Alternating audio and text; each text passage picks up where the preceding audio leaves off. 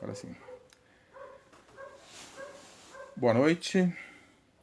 Olá, amigos e amigas que nos honram com a sua audiência, irmãos e irmãs de ideal espírita e também de outros ideais, é claro, que possam estar nos assistindo. Sejam bem-vindos. Especialmente o meu abraço fraternal a todos e meu agradecimento à Casa Espírita João Guione, que abriu esse espaço e nos convidou para fazermos a reflexão de hoje. Casa Espírita João Guione, de Campo Largo, no Paraná, Brasil, e casa que nos acolheu quando chegamos aqui no Paraná, que frequentamos há algum tempo. É uma alegria poder estar refletindo. Estou com saudade de estar presente com vocês, abraçando a todos, mas abraçamos aí de forma virtual. Antes de iniciarmos a nossa reflexão da noite, é conveniente que nos concentremos um pouquinho mais, elevemos o nosso pensamento ao Deus nosso Pai, a Jesus nosso Mestre, especialmente para agradecer tantas oportunidades e esta oportunidade em especial por podermos estar, mesmo distante, reunidos para reflexões. E rogamos a Jesus que nos inspire a todos, nos ampare nestes momentos, principalmente. Se conosco, querido Mestre, que assim seja. Hoje vamos falar um pouco usando como reflexão uma história de vida. Dessas que encontramos muitas por aí. Algumas anunciadas e divulgadas pela mídia, por livros e outros meios. Alguns seres especiais que fazem um belo trabalho de amor, dando exemplo de vida, mas estão no anonimato dos lares, das escolas e de tantos lugares. A pessoa de quem vou falar, ela não tem muito penetração no Brasil, a sua história não andou muito aqui pelo Brasil. É uma história contada pelo sacerdote Héber Salvador de Lima. Inicialmente eu vi essa história no livro O Espírito Azul, de Adilton Pugliese, o item 5, intitulado Deus e a Baronesa.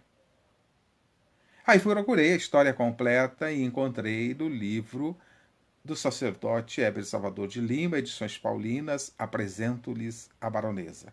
Uma história lindíssima, é um exemplo de vida para todos nós, como muitos daqueles que Deus nos manda para nos orientar. Estou falando de Catarina de Weck, uma baronesa russa. Aos 15 anos aproximadamente, e dali para frente, ela já mostrou que espírito de envergadura elevada que estava encarnado nesta figura de Catarina. Ela participou na Primeira Guerra Mundial como enfermeira de campanha do exército russo, hospitais de campanha que atendem feridos de guerra.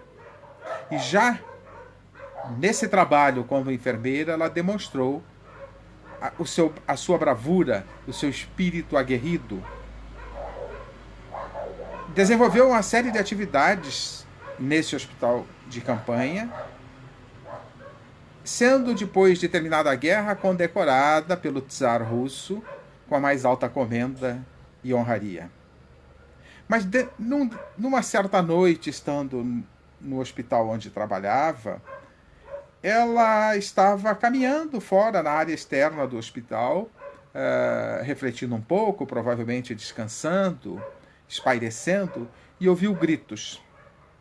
Correu na direção dos gritos e percebera que uma jovem da sua idade, aproximadamente, estava sendo atacada por um soldado embriagado. Ela não teve dúvidas, partiu para cima do soldado e o espantou, e disse a ele que o levaria à corte marcial. E foi socorrer a jovem. Nada demais havia sido acontecido, a não ser a tentativa. O soldado voltou logo em seguida e de joelhos pediu a ela que não o denunciasse. Se o fizesse, ele seria executado, provavelmente com a pena de morte em época de guerra. Ela combinou com a jovem que não denunciaria e ficou o dito pelo não dito.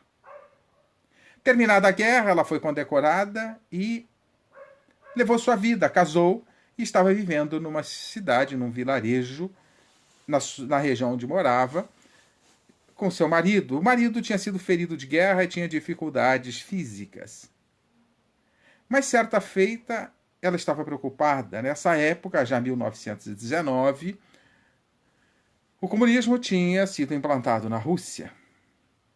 E o comunismo, quando implantado na Rússia, a história, nós sabemos disso já, ele perseguiu ricos, nobres e religiosos, principalmente.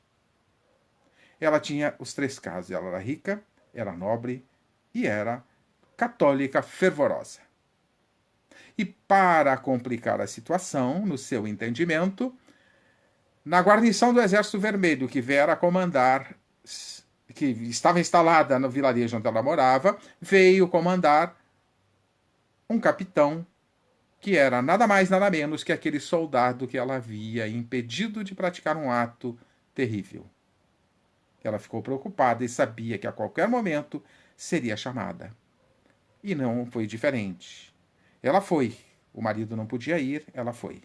Ao entrar no gabinete do capitão, ele perguntou: a senhora me conhece? Se lembra de mim?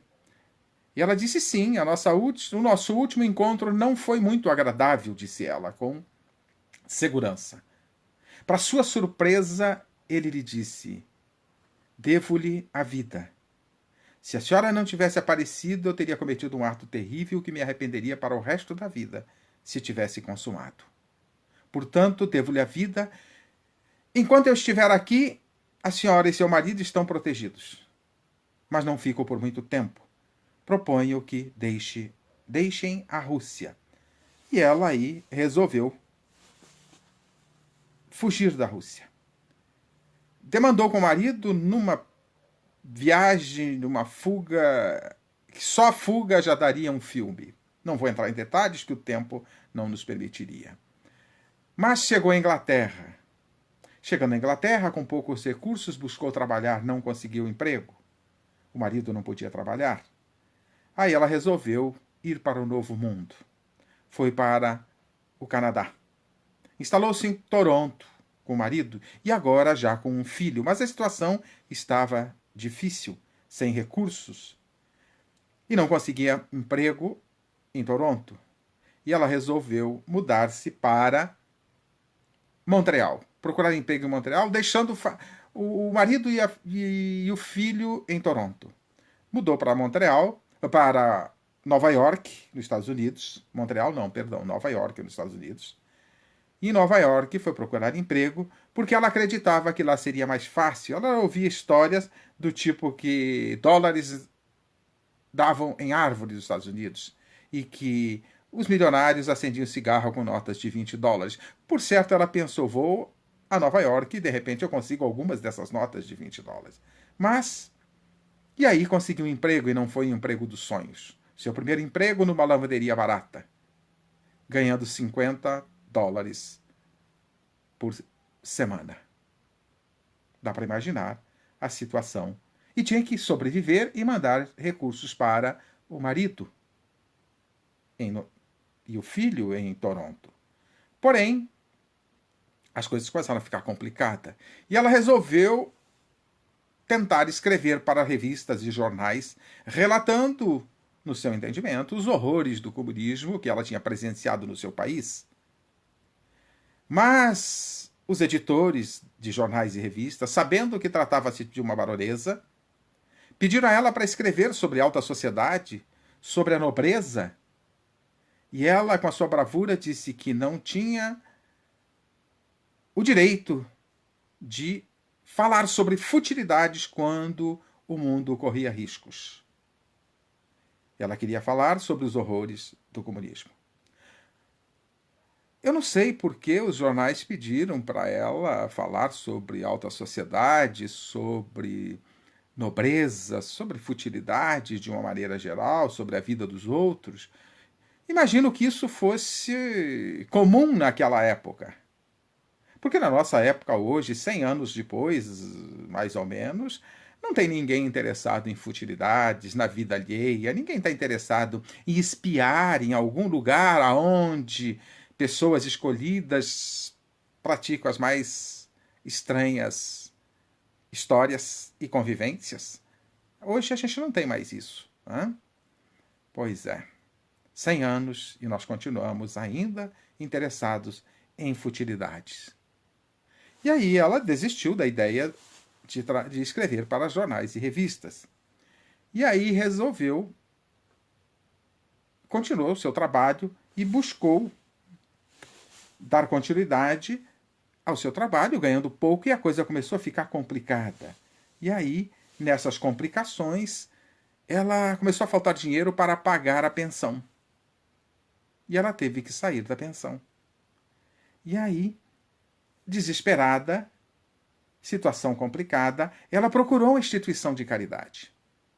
E nessa instituição de caridade, sabendo-se que tratava de uma baronesa russa, sabendo que e era uma jovem, começaram a fazer julgamentos, acusá-la, fazer juízo de valor. Por que uma jovem estaria naquelas condições? Por que uma baronesa estaria naquelas condições? E ela foi maltratada nessa instituição de caridade. Instituição de caridade. Pasmem. E ela só conseguiu pernoitar uma única vez nessa instituição e teve que ir embora. E a gente fica pensando, naquela época, uma instituição de caridade maltratando aqueles que iam à procura, em busca de algum socorro, de algum amparo, fica meio estranho. Mas aí eu pergunto, e nós hoje? Como é que agimos com aquelas pessoas que estão necessitadas e nos procuram no dia a dia, na porta de casa? E quando nos procuram, na porta principalmente do coração, batem a nossa porta, principalmente a porta do coração, como é que agimos? Agimos com julgamento e tentando avaliar a situação da pessoa, por que ela estaria naquela situação e fazer juízo de valores, ou socorremos as suas necessidades? Como é que nós agimos? Respeitamos, valorizamos a pessoa e procuramos dar o apoio necessário? E às vezes o apoio que a pessoa precisa numa situação desesperadora, material, às vezes o que ela precisa mais do que material é de um amparo, de um sorriso, de um reconhecimento como ser humano. O que nós oferecemos? Eu vou fazer essa pergunta. E nós? Como é que agimos? Algumas vezes no decorrer do meu bate-papo, para que a gente pense um pouquinho como é que nós estamos agindo. E aí a solução que ela buscou diante daquele desespero, em dificuldades, não conseguia recursos nem para pagar a pensão, não conseguiu apoio numa instituição de caridade, na situação de desespero, ela resolveu suicidar-se. Parou às margens do rio Hudson, em Nova York. Uma manhã fria. Estava parada, na margem do rio, pensando em jogar-se, quando ouviu uma voz. A gente já pensaria, alguma voz do além, algum espírito? Não. Foi um motorista de táxi que se aproximara e ela não percebeu. E disse a ela, que faz você aí, loirinha? Ela olhou. E estranhou, não tinha percebido a presença daquele motorista de táxi. E aí ela olhou para ele e ele disse, quer que a leve para algum lugar? Ela disse, não tenho para onde ir, nem como pagar a corrida. E aí ele disse, você não estava pensando em jogar-se, estava? Pela sua cara de fome, acho que você estava querendo jogar-se. Ela percebeu uma voz muito generosa na conversa. E aí ele ofereceu para levá-la para um restaurante para ela comer alguma coisa. Ela ficou com receio. Aquela hora, um estranho a convidando para um restaurante, ela ficou com receio. Paradoxo, né? Porque ela estava morrendo de fome, pensando em suicidar-se e ficou com receio do motorista de táxi. Ele percebeu e disse a ela, sou casado, amo a minha família, amo minha esposa e sou judeu praticante. Olha a observação, praticante. E aí ela, percebendo aquilo, o medo, o conflito que ela estava entre o medo e a fome venceu e ela o acompanhou.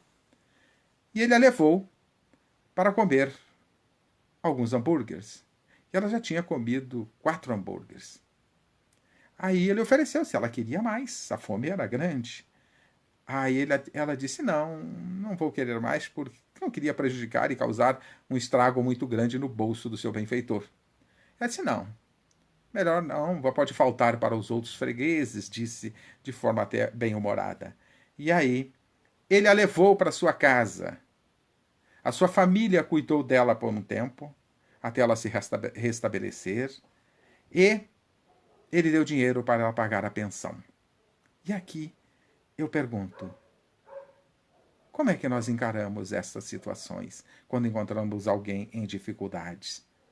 E pergunto a vocês: essa história lembra que história de Jesus? Esse motorista de táxi, essa jovem, lembram que história de Jesus? Claro que vocês lembraram: o bom samaritano. Um homem descia de Jerusalém para Jericó. Na estrada fora assaltado, despojado dos seus bens e deixado ferido à beira da estrada. Por ele passou um levita, uma espécie de sacerdote, e passou um sacerdote, e passaram ao largo. Então veio um samaritano, o socorreu, passou unguentos nas suas feridas e o levou para uma estalagem e o deixou lá. Pagou ao dono da estalagem e disse ainda: caso não seja suficiente, quando eu voltar eu completo. Não perguntou o samaritano ao jovem, ao ferido, o que ele estava fazendo na estrada, sozinho, perdido. Como é que ele se deixou ser assaltado? Não fez julgamento nenhum, apenas socorreu, como fizera o motorista de táxi. Mas aí tem outras lições nessa passagem de Jesus para a gente extrair um pouquinho daí. Primeiro, o samaritano. Por que um samaritano socorreu? Por que Jesus escolheu um samaritano? Porque o samaritano era considerado, os samaritanos eram considerados hereges pelos doutores da lei. Quando passavam perto de um samaritano, cuspiam para o lado e mudavam, afastavam-se. Mas também podemos observar mais lições. O sacerdote e o levita passaram ao largo. Jesus está nos mostrando que o que faz a diferença não são os nossos títulos, as nossas condições sociais, não são as crenças que professamos que faz a diferença no mundo. O que faz a diferença no mundo são as nossas ações. E Jesus deu um exemplo maravilhoso com a história do bom samaritano, porque um herege é que socorreu. O sacerdote e o levita não fizeram nada. Portanto, como é que nós nos comportamos nestas situações? Como é que nós nos comportamos, nós que vivemos muitas vezes nos templos religiosos? O que fazemos das lições que os templos nos convidam a refletir? O que andamos fazendo? O que fazemos daquele que batem à nossa porta, como os atendemos? Temos que refletir um pouquinho como estamos agindo. E depois também podemos pensar que alguém que bate à nossa porta é uma oportunidade.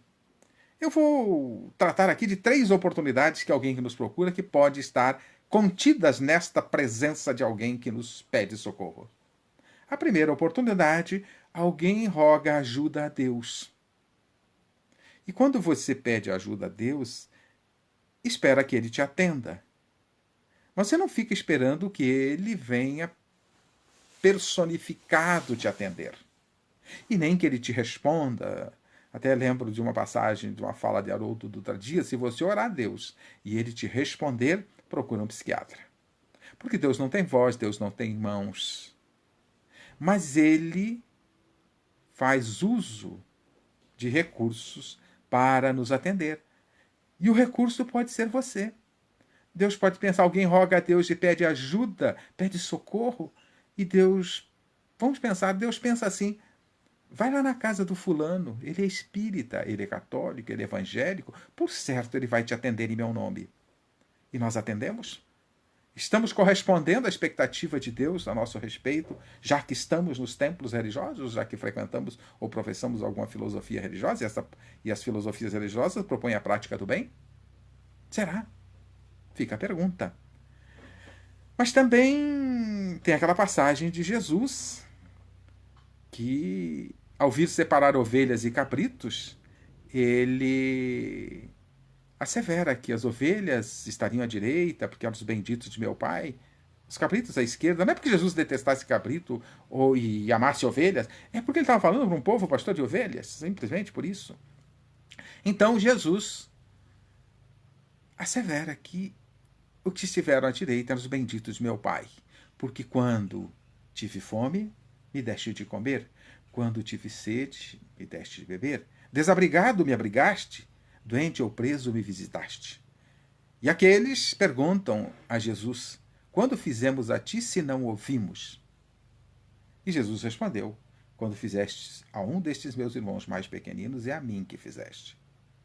Será que este que bateu a nossa porta, de alguma forma, com fome ou com alguma outra dificuldade, não é um enviado de Deus para verificar se nós merecemos estar à direita? Pode ser. E a gente está aproveitando a oportunidade de mostrar a que viemos? Fica a pergunta. Mas também tem uma outra alternativa para pensar como oportunidade. A gente pede ajuda a Deus. Pede socorro a Deus. Mas antes de nos socorrer, ele pode querer verificar se nós merecemos. Fazer um teste. E manda alguém para que a gente socorra por nossa vez. E a gente como faz? Eu lembro aquela passagem do escravo que veio pedir ao seu senhor que perdoasse 100 dinheiros que ele devia e não tinha como pagar. E o senhor, comovido, o perdoou. Ele, saindo da presença do senhor, encontra um outro servo, seu colega. Estou interpretando, as palavras não são exatamente essas. Porque, por sua vez, lhe devia 10 dinheiros. Ele cobrou. E seu colega não tinha como pagar, pediu perdão da dívida e ele não perdoou e mandou prender o seu colega porque não lhe pagava a dívida. O senhor, sabendo disso, chamou o servo a quem houvera perdoado 100 dinheiros, disse: servo ingrato, lhe perdoei, não custava perdoar o seu colega? Será que Deus não está nos verificando antes de nos atender e perdoar ou minimizar os efeitos negativos das nossas falhas? Será que ele não está fazendo um teste conosco, verificando se correspondemos às suas vistas? Bom, fica aí estas reflexões. Alguém à nossa porta, e aqui quando eu falo porta, porta do coração especialmente, é sempre um enviado de Deus para que atendamos em seu nome. É sempre um benefício para nós mesmos. A oportunidade para nós mesmos. Mas aí, saiu da casa do motorista de táxi a nossa personagem, pagou a pensão e pela manhã, cedinho, manhã fria, saiu para procurar emprego. E aí, ela resolve entabular uma conversa com Deus e diz, fechou os olhos na manhã fria e disse: meu Deus, perdoai-me aquele pensamento de desespero à margem do rio. Eu não duvido mais. Ajudai-me a arrumar emprego. E nós, quando temos dificuldades, pedimos ajuda a Deus? Ou ficamos lamuriando, reclamando, achando que Deus não é justo, que não merecíamos, e uma série de impropérios que às vezes a gente se propõe a descarregar? Não.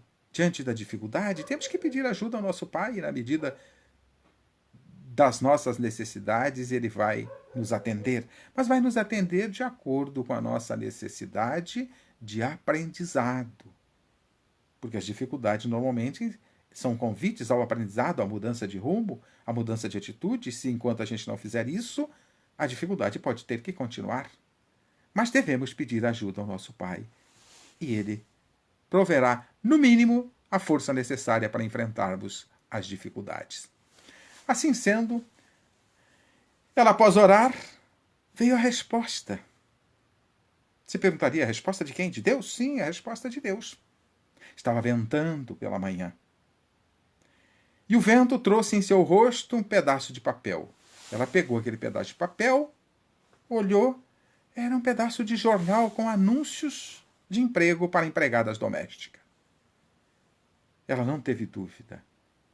Teve uma linda reflexão e disse: Deus é assim. Ele manda motorista de táxi atrás de uma jovem desesperada. Ele fala na voz dos ventos e responde até pelos jornais. E aí ela foi procurar emprego. Mas aí eu faço de novo a pergunta: e nós?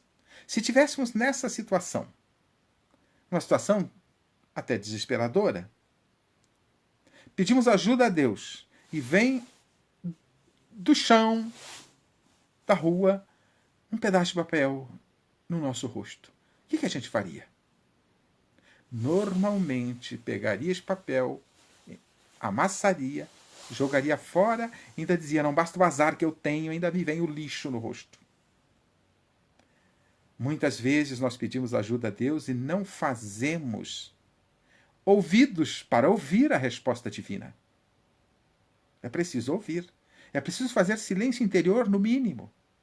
E fazer a nossa parte também. Ir atrás. Se você pede emprego a Deus, vai procurar emprego. Que Ele te ajude a achar emprego, você tem que procurar. Ah, não, eu peço ajuda a Deus para Ele arrumar emprego, Ele é todo poderoso. Ele fica em casa, sentado, esperando que Deus apareça com a voz estrondosa e me diga: meu filho, vai lá em tal lugar, na farmácia tal, lá tem vaga, eu já reservei para você. Não é assim. Eu preciso fazer a minha parte. Deus vai nos atender através dos outros, das pessoas. Mas é preciso que a gente faça a nossa parte. Que nós façamos a nossa parte. Batei e abri-se-vos-á. Mas é preciso bater. Portanto, é preciso que façamos a nossa parte. Não fiquemos nas lamúrias. Oremos e hajamos. Aí ela conseguiu um emprego de empregada doméstica numa casa. Mas o emprego não durou 3 meses, porque alguém na casa apaixonara-se por ela. Ela não relata quem. Na obra do sacerdote Heber Salvador de Lima, Apresento da Baronesa, ela não relata quem. Mas alguém apaixona-se por ela. Eu não sei se a pessoa era casada ou não, mas ela era casada. E para não perturbar sua própria consciência e a consciência de outros, ela saiu do emprego. Mas logo em seguida arrumou um emprego num quiosque dentro de uma grande loja. Essas lojas imensas que a gente tem hoje, tinha um quiosque de venda de perfumes. E aí ela passou a ser balconista na venda de perfumes. E passou a ganhar $100 por semana. Aumentou um pouquinho, né? Já melhorou um pouquinho. De 50 para 100, já aumentou um pouquinho o salário dela. Mas aí eu faço uma sugestão aos meus amigos e quem está me ouvindo, que tem loja, comércio, né? Que precisa vender. E as pessoas ficam fazendo propaganda da televisão, propaganda em jornal, fazendo panfleto, uma série de coisa. Quer aumentar as vendas? Não precisa fazer marketing desse tipo nenhum. Basta contratar de balconista uma baronesa, tá certo? Com certeza as suas vendas vão aumentar. Foi o que aconteceu nesse quiosque de perfumes. Todo mundo queria conversar com Catarina. E aí, uma baronesa legítima. E nesta situação, apareceu uma oportunidade. Uma oportunidade para dar uma virada na sua vida. Uma senhora da alta sociedade, descobrindo que era uma baronesa, convidou-a para fazer palestras pelos Estados Unidos. Ela disse: se for para fazer palestras contando dos horrores do comunismo que eu presenciei no meu país, eu vou. E a senhora aceitou e ofereceu $200 por semana. Melhorou bastante. Mas aí ela foi e começou a fazer para os Estados Unidos. Eles gostam muito de... Hoje aqui no Brasil a gente já tem visto que palestras, até é interessante, palestras dão bastante dinheiro, né? Até ficando pensando nisso, né? Mas Estados Unidos, o pessoal gosta muito de palestras. Ela saiu pelos Estados Unidos a fazer palestras. Aí o cachê foi aumentando, as pessoas foram aumentando a plateia e coisas, e o cachê foi aumentando. E aí ela acabou rica. Aí já estamos em 1928. 10 anos depois, ela estava rica, bilionária, vivendo muito bem. E aí eu fico perguntando, nessa história? E Deus? Como é que fica Deus nessa história? Hã? Normalmente, quando nós temos dificuldades, pedimos socorro ao Pai, pedimos socorro a Deus, a todos os santos das nossas crenças. Fazemos preces de todo jeito, de joelhos, plantando bananeira, de todo jeito. Nos socorremos e pedimos socorro a Deus.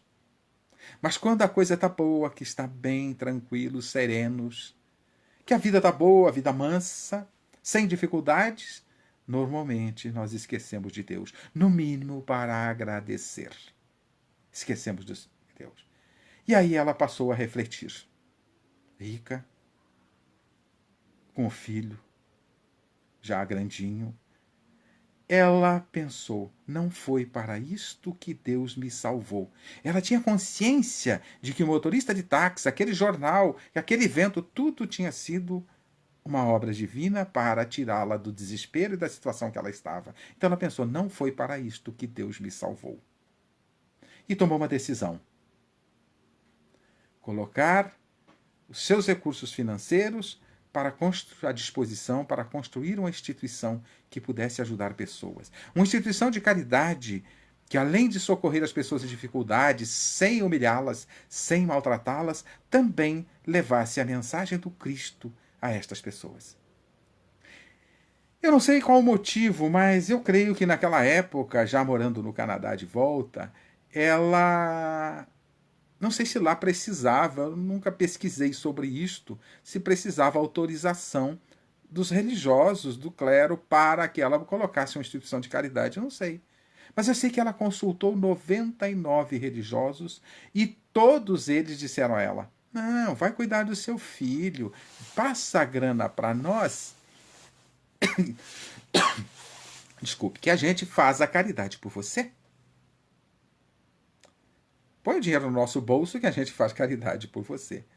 Isso naquela época. Hoje a gente não vê mais esse tipo de coisa por parte dos religiosos, querendo o máximo de recursos possíveis em nome de Deus, em nome de Jesus. A gente não vê mais isso, né? Pois é. Mas eu não sei por que esse número, parece estranho, porque no centésimo que ela procurou foi o bispo de Toronto. E este conversou com ela e disse, desde que você reserve um pouco destes valores que você tem para a educação e o cuidado do seu filho, e perguntou ao filho, você sabe o que essa época com 9 anos, você sabe o que a sua mãe está querendo fazer? Ele disse, sei, ela está querendo virar santa. Pois é. E aí ele autorizou. E ela criou uma instituição de caridade. Mas aí eu vou perguntar, nesta situação, o que ela fez? Estava bem de vida, folgada, ela perguntou, que Deus espera que eu faça? Deus não me salvou para isso. E nós fazemos essa pergunta diante das facilidades e até mesmo das dificuldades que temos. Todos nós temos algumas dificuldades na vida, mas também temos algumas facilidades. Nós perguntamos o que Deus espera de nós? Nós fazemos essa pergunta. Ela deve ser feita praticamente diariamente, para que a gente possa ir equacionando o que devemos fazer e o que o Criador espera de nós. Ela fez essa pergunta e o resultado foi que ela criou as Casas da Amizade, que foram se espalhando por vários lugares, pequenas instituições, né? Mas a primeira foi fundada em 15 de outubro de 1930. Apoiavam as pessoas e davam socorro. E, principalmente, o socorro da alma através do Evangelho de Jesus. Depois ela ganhou, em Camembert, no Canadá, um pedaço de uma ilha, aonde ela estabeleceu a sede maior da sua instituição, da sua rede de instituição, e chamou de Madonna House. Numa tradução livre, Casa de Nossa Senhora. Ela era adepta de Nossa Senhora, devota de Nossa Senhora.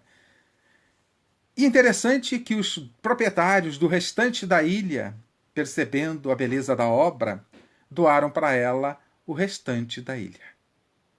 E aí ela construiu uma grande sede lá, uma grande instituição. E daí tiramos dessa situação algumas lições do que se pregava e se fazia lá. Heber Salvador de Lima, o sacerdote, esteve visitando Madonna House e, a partir da conversa com a baronesa, ela escreveu, a partir das conversas com a ex-baronesa, nessas alturas, Catarina de Weck, ele escreveu o livro Apresenta-se à Baronesa. Mas lá ele presenciou um trabalho lindíssimo, de auxílio ao próximo, da forma que Jesus propunha, com amor, com dedicação, histórias maravilhosas. Se tiver a oportunidade de achar esse livro Apresenta-se à Baronesa e ler, você vai enriquecer-se muito com este conteúdo. Mas aviso que é difícil de achar. Eu, procurando, achei num sebo, através do site Estante Virtual, num sebo no Rio Grande do Norte, tinha um exemplar lá e eu encomendei. Mas vale a pena ficar tentando, que pode aparecer em algum momento esta obra lindíssima. E entre todas as histórias de lá, com as suas lições, eu separei uma.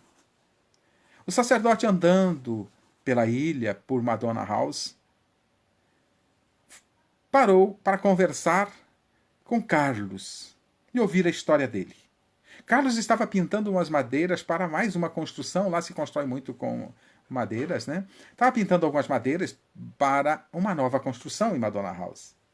E aí Carlos relatou que ele era um médico argentino. E que, ao ver as doenças, as dificuldades, o sofrimento humano na sua profissão, ele começou a ficar meio perturbado e resolveu procurar Madonna House e fazer alguma coisa lá diferente e aprender um pouco, se fortalecer diante de uma obra de caridade. E estava lá pintando madeiras, o médico lá pintando madeiras, olha aí, que maravilha. Mas Carlos diz ao sacerdote: Deus quis que eu viesse aqui para curar a mim mesmo, antes de sair pela vida querendo curar os outros. Não procurarei me esquecer de que eu sou o terceiro. O sacerdote, se fosse o terceiro, o que significa isso? O sacerdote diz, e o Carlos disse ao sacerdote: ande um pouco mais pela nossa ilha, pela nossa instituição, e você mesmo vai descobrir o que é ser o terceiro. E Heber fez isso. Saiu pela ilha e foi ouvindo histórias e conhecendo histórias maravilhosas, e aí ele percebeu o que se pregava naquela instituição.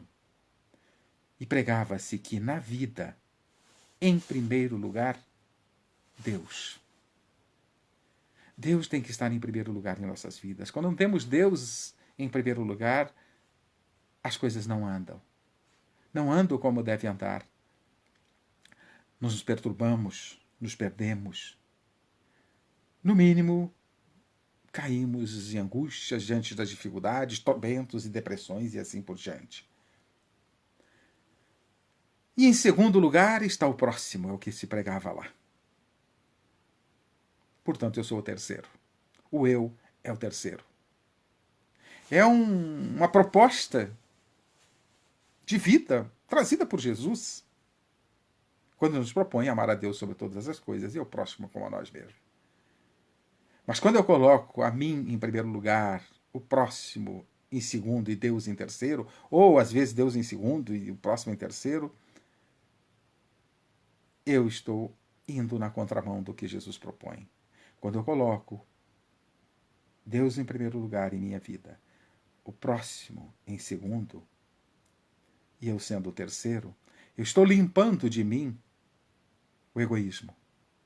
E ao limpar o egoísmo, eu desobstruo o meu interior, e ao desobstruir, o amor de Deus flui através de mim e faz bem a mim e ao próximo. E nós, como é que agimos? Colocamos Deus em primeiro lugar? Normalmente, quando as coisas estão apertadas, a gente só pede socorro a Deus, depois esquece dele. E o próximo? Como é que a gente coloca? Normalmente, nós nos colocamos em primeiro lugar, o próximo, se sobrar alguma coisa, algum tempo, alguma disposição, e Deus deixamos para lá, de reserva, no banco de reserva. Quando aparecer alguma dificuldade, a gente pede socorro. Não. Temos que colocar Deus em e estaremos caminhando com Jesus.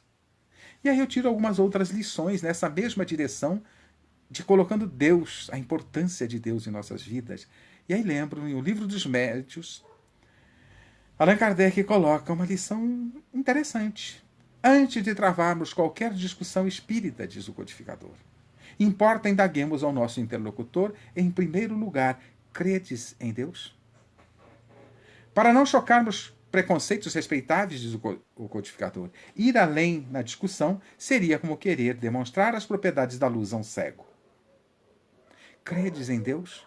Porque o primeiro passo é esse. Sem esse passo, sem Deus, somos nada. Sem esse passo, sem Deus, nós somos o quê? Destinados ao túmulo. Com Deus, nós somos seus filhos. Com Deus, nós somos espíritos. Com Deus, nós somos espíritos imortais. E temos um destino a caminhar, a perfeição. Temos conquistas a fazer, temos futuro. Sem Deus não temos futuro, não temos nada. Temos que colocar Deus em primeiro lugar em nossas vidas. Como é que estamos fazendo? O resto vem por acréscimo. E aí temos também no livro que citei de Adilton Pugliese, O Espírito Azul. Adilton Pugliese, porque foi nesse livro que eu comecei a conhecer essa história, vamos prestigiar um pouquinho a beleza dessa obra.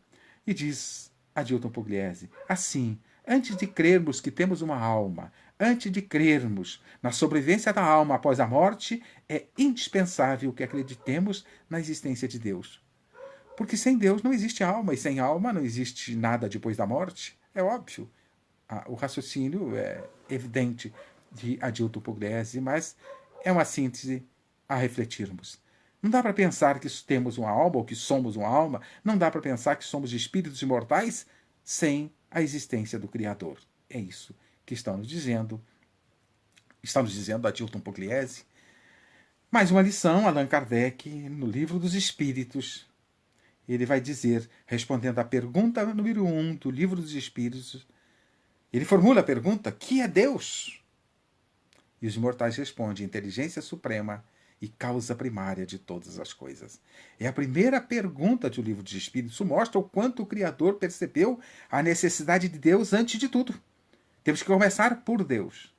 Fazer isso e compreender o Criador, buscar compreender o Criador. A doutrina espírita é muito rica em nos apresentar Deus.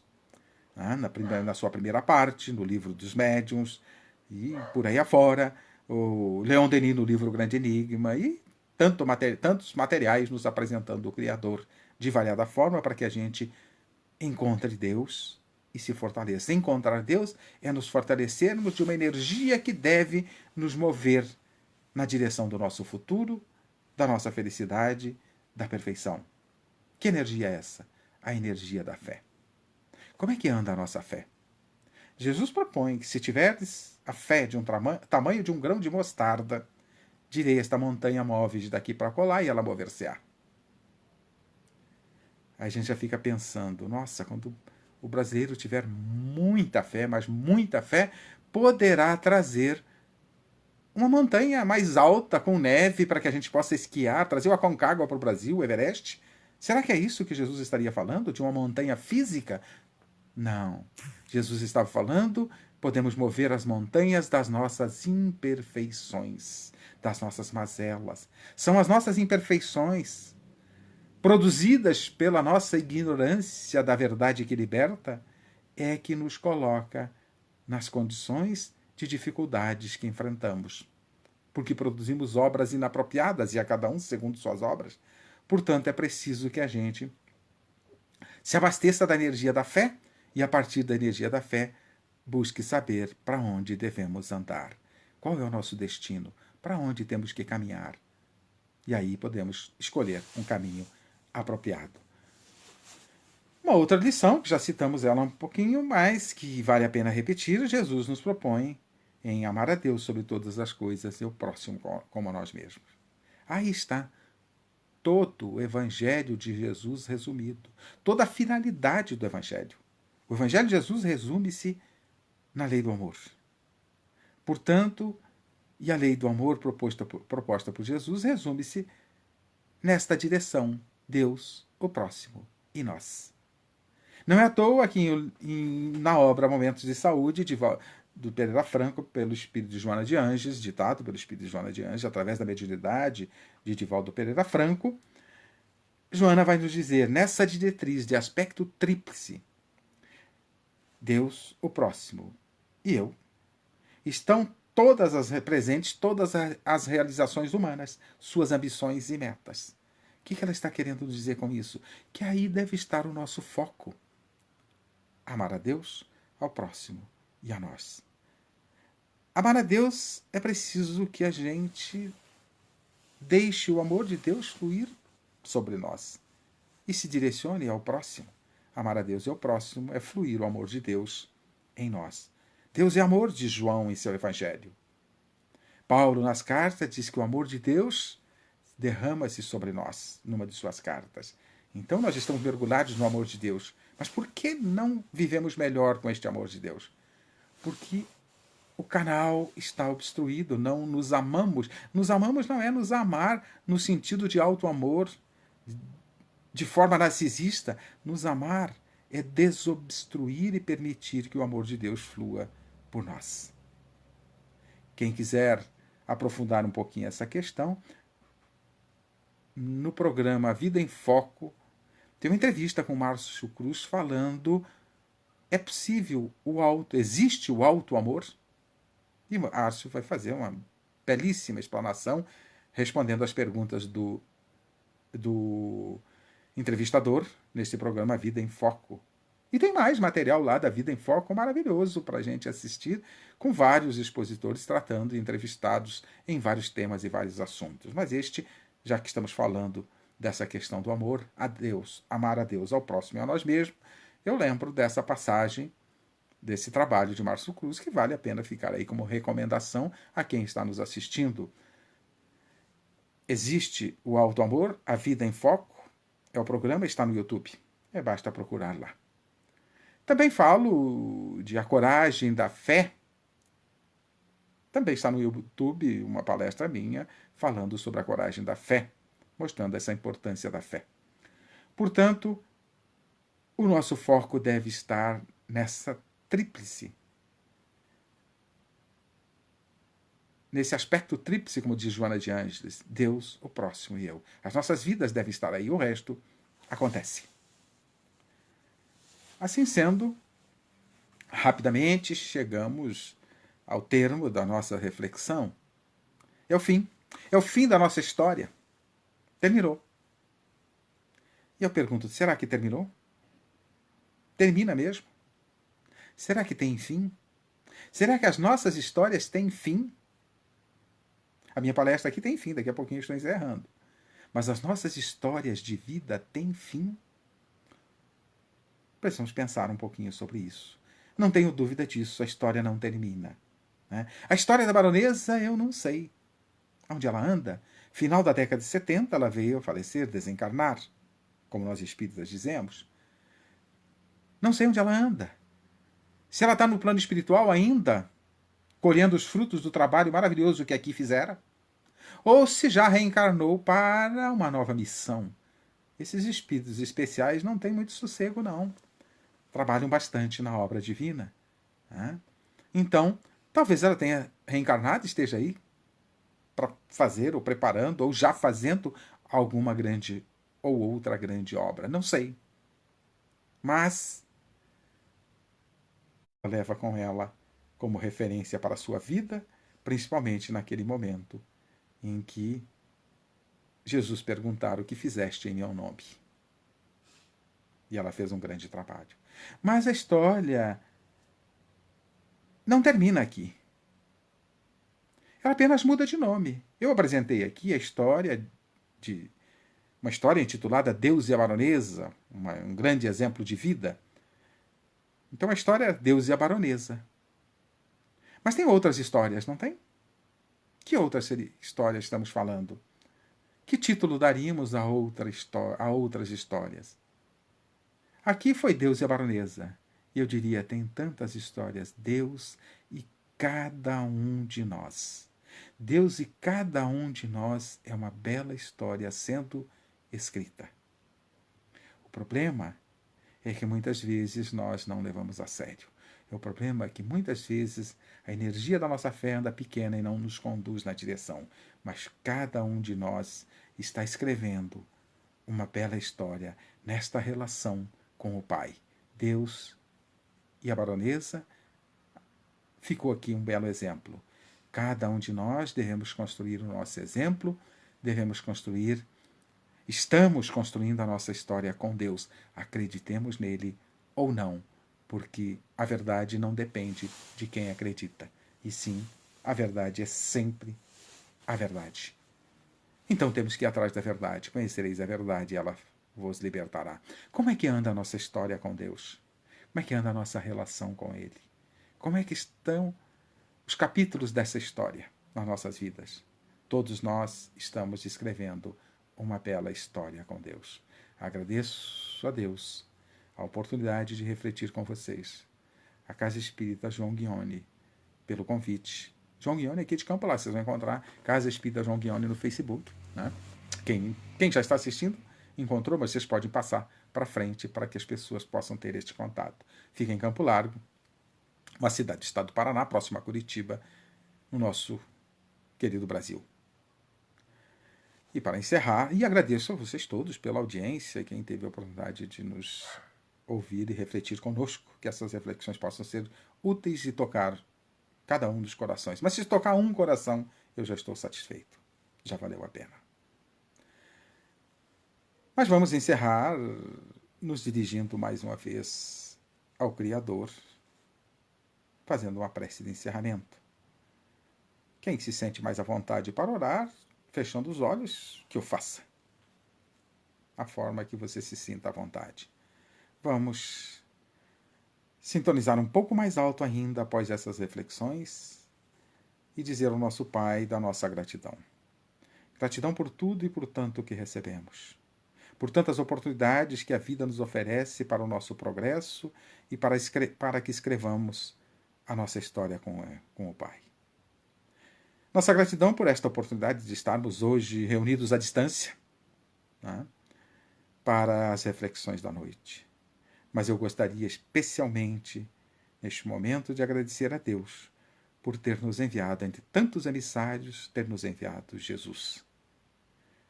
O Mestre Maior, o modelo e guia para nossas vidas, conforme asseveram os Espíritos a Kardec, o maior de todos. Portanto, a ti, querido amigo Jesus, a nossa gratidão. Gratidão por teres estado conosco há 2000 anos, trazendo as lições do teu Evangelho. E gratidão por este Evangelho. Evangelho este que, à medida que colocamos em nossas vidas, o nosso caminho fica mais iluminado, o fardo fica mais leve e o jugo mais suave.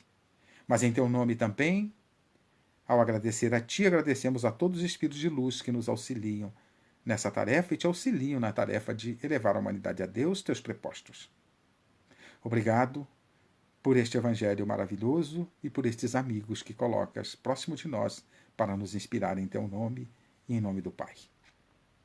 Aproveitamos, caro amigo, para rogar as tuas bênçãos a todos nós, as tuas bênçãos aos nossos familiares, aos nossos lares, as tuas bênçãos às casas de oração, ditas de oração, as casas religiosas, todas elas, em todas as filosofias religiosas, neste momento, especialmente a Casa Espírita João Guione, que todas elas possam receber o teu amparo, a tua orientação e que seus frequentadores tenham consciência de que a tarefa é tua. Nós somos meros e simples alunos, aprendizes.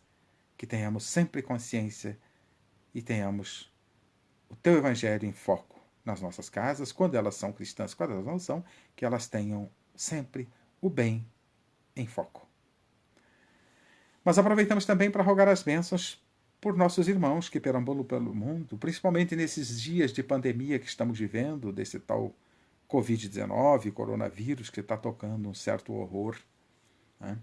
Como se a humanidade nunca tivesse tido epidemias, e temos epidemia da fome, da miséria, da violência. Então, que todos esses que passam por essas experiências amargas, todos nós, possam receber o teu amparo, a tua orientação, em especial aqueles que não acreditam em Deus e que não acreditam em vós. Por certo, a estes as dores se tornam mais intensas. Portanto, a todos e a estes em especial, que possas levar a tua luz, a teu amparo e, principalmente, a tua inspiração. E certos, caro amigo, de que atende às nossas rogativas, te agradecemos mais uma vez e rogamos que permaneça sempre conosco a nos inspirar. Que assim seja. Uma boa noite a todos, muito obrigado, que Deus nos inspire e nos ampare sempre.